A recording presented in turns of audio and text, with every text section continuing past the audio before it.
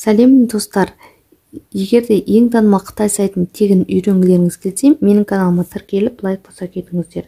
Мен бүгін сіздерге тауар бағасын есептеу, юаньді теңгеге айналдыру және картаны тіркеу туралы ақпарат беретін боламын. Ең бірінші бағаны есептеу үшін, мысалға осы товарды алайын, Google ойыншықты. Астында қарасаңыздар, қызыл жазумен 8,72 юань деп тұр. Алайда сайттың бастапқы бетінде көбінде арзанырақ баға тұрады. Бұл сайттың адамдарды тарту әдісі.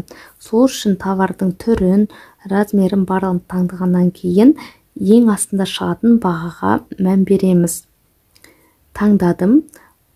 Осындай Google бізде 20,72 юаньға шықты. Енді осыны теңгеге айналдыру үшін біз Play Market немесе App Store арқылы жүктелген конвертер қосымшаларын пайдаланамыз, немесе Google арқылы бірден есептеп алсақ болады. Қазіргі кезде 1 юань бізде 65 теңгеге тең. Алайда нақтырақ білу үшін Google-ға кіреміз, конвертер валют онлайн деп жазамыз. Кез келген таңдасаңыздар болады. Мен екіншісіне кіремін. Осы жерде міне бізде таңдалып тұр. Мемлекеттердің валютасын осы жерден таңдап аласыздар. Юаньді таңдадым, теңге таңдалып тұр. Тауардың бағасын жазамын. 20,72 юань.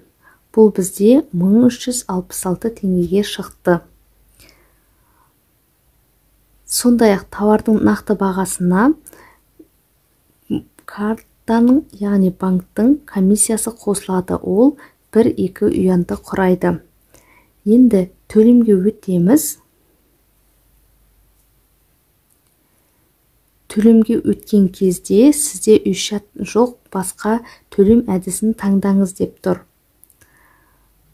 Біз бірінші тұрған банк картасын, яғни Каспий Голд картамызды таңдаймыз.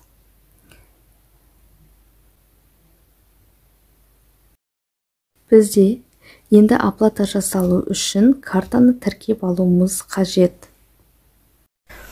Ол үшін жеке кабинетке кіреміз. Мына жазудың үстінен басамыз.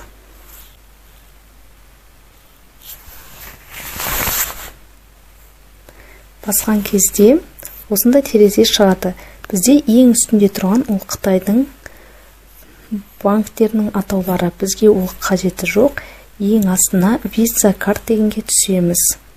Осы жерге өзіміздің карта нөмірімізді жазамыз.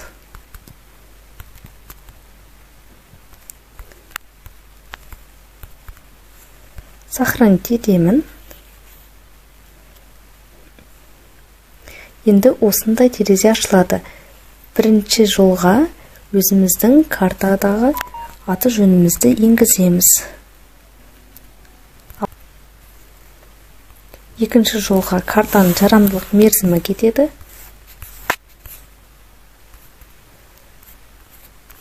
Жылды таңдадық, айды таңдаймыз, ең үстіндегі жазудың үстінен басамыз.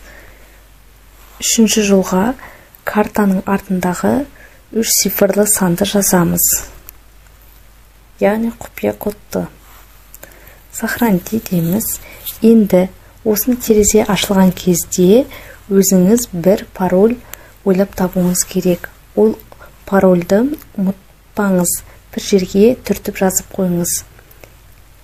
Кез келген кезде сайтта обновление, қандай да бір өзгерістер болған жағдайда сізден осы парольді сұрауы мүмкін. Қазір мен бір кодты ойлап табамын.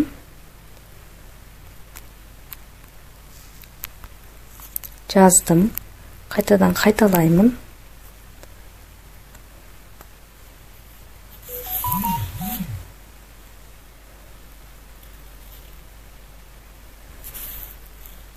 Міне бізде картамыз тіркеліп дайын тұр.